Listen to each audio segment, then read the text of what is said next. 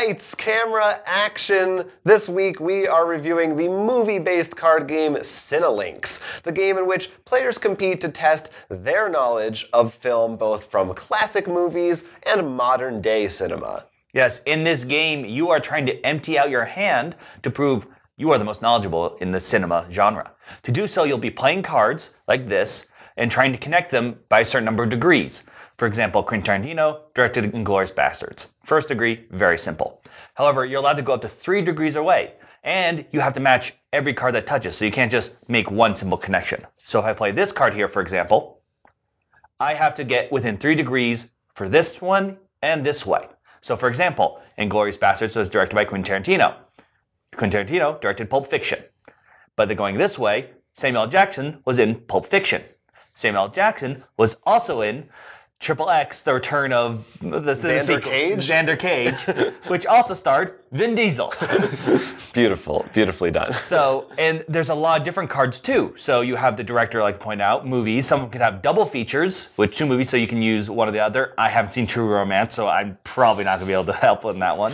Yeah, there are also, you have things like scenes and quotes that basically just stand in for whatever that movie is, or it could be the actor who said that quote as well. There's also genres, there's characters, which is in your hand too, I believe. I've got a Beetlejuice. Yes. There's also this special movie symbol, which pretty much means the entire series. So like Avengers, all the Avengers. You don't have to just worry about the first Avenger movie. Right, so you have a little more wiggle room that way. Something else that you can do, for instance, maybe you have a card that matches Vin Diesel but not Inglourious Basterds. You can play them sideways. As long as those reels connect, it is legal. So you could end up with this kind of crazy, weird-looking array of cool tableau of cards on the field. The other rule is that when you play a director's card, so any card with the name of a director, you get to draw a director's cut card. These are special abilities. Usually they're things like this counts as a wild, so it'll let you play it as anything on the field,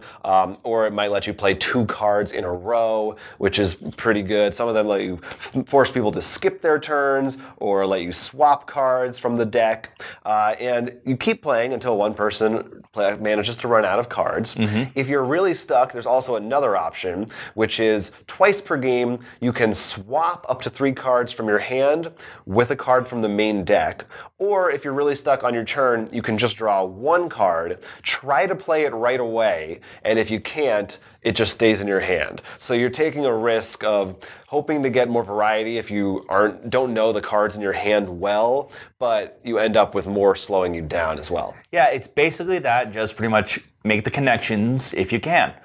The big challenge is if you are just have a bad hand and maybe things you haven't seen, or in general you don't, like me, you don't know actors' names very well, so you look at this and like, I think he was in this movie, and then Jonathan corrects you.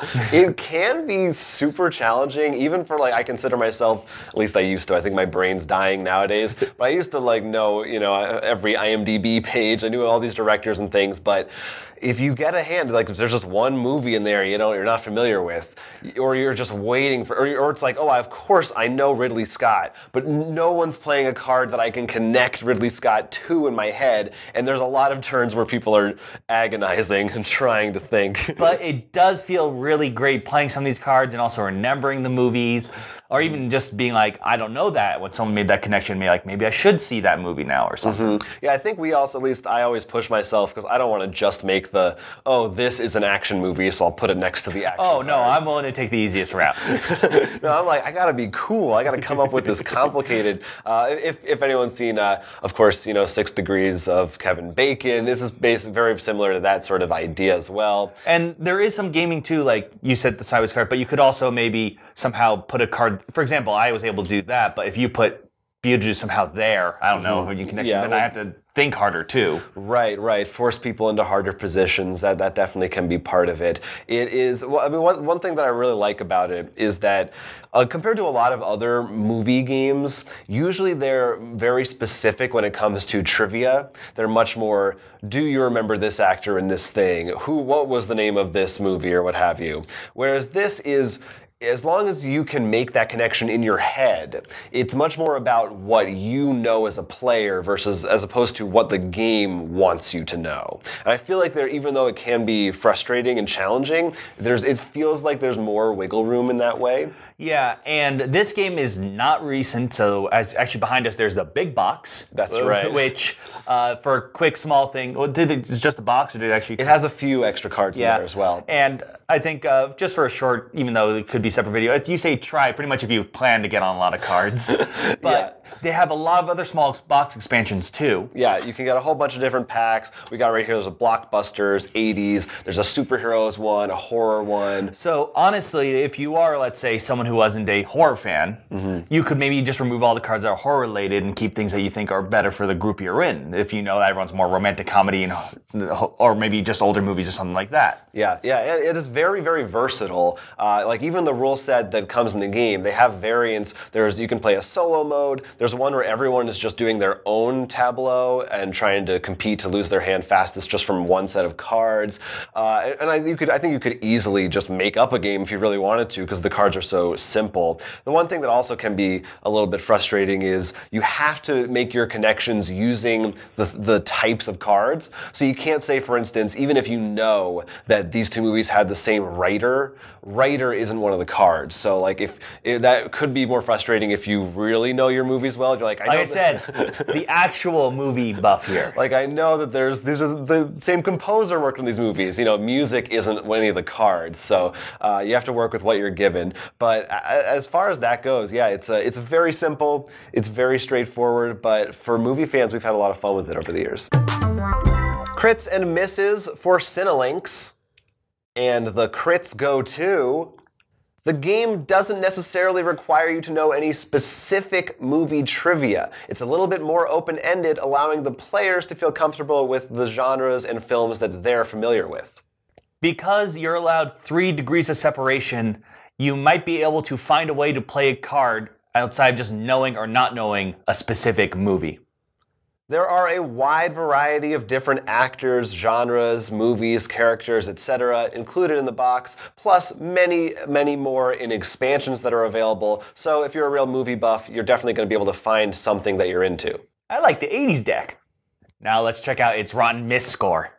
If you're not very knowledgeable in movie directors, actors, or other important movie facts, you might have a hard time playing this. Casual players could get something out of this. Maybe you could lighten up the rules a little bit, but it's definitely really designed for the cinephile. Those are our thoughts on Cinelinx. For my money, I still think that this is honestly the best movie trivia game that exists. You know, there are a lot of other kind of varieties of these types of games.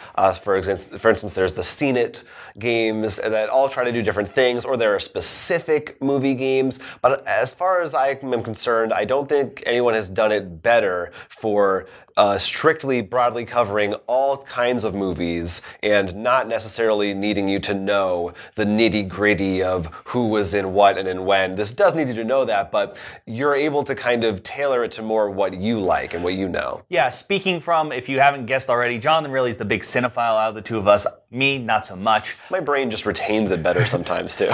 I still think this has a lot of fun. It makes me sort of want to go out and see more movies, too. And because one of the things is when you get something like a Scene It or a Trivia Pursuit kind of thing, sometimes you'll get a question of like, who starred in the 1999 movie? And you're just like, I don't know. Right. And you're like this. When this, if my hand of cards, I have options, and even if I'm forced to draw a card and not play it, which I might be able to play right after, then Jonathan might be able to then, he puts down a connection. I'm like, oh, I can play off that. Right. Which makes it almost a little bit better. And it's sort of then fun also to hear when you go, make a weird 3-day connection. I'm like, oh, wow. Yeah. And it's cool at the end of the game, you look and you see this cool array that you've created. And the creators obviously, with all the expansions, the big box, it's obviously they've put their heart into it. This may be a little niche, but what it does well. There is actually a digital app version of the game, so that is something that maybe you could search for online and try out if you aren't sure if you would like the gameplay as much or not. But I definitely think it definitely works the best around a table where you can have these discussions with each other. There's also a system where you can challenge people as well if they think that your claim is invalid, but usually I definitely think it's better around the table too, because you shouldn't be using your phone in movie theaters. yeah, that's just wrong. Hey, talk to us. Are you a big movie fan? Have you played Cinelinx? Is there another movie trivia game that you think does it better or maybe even worse than this one that you want to talk about?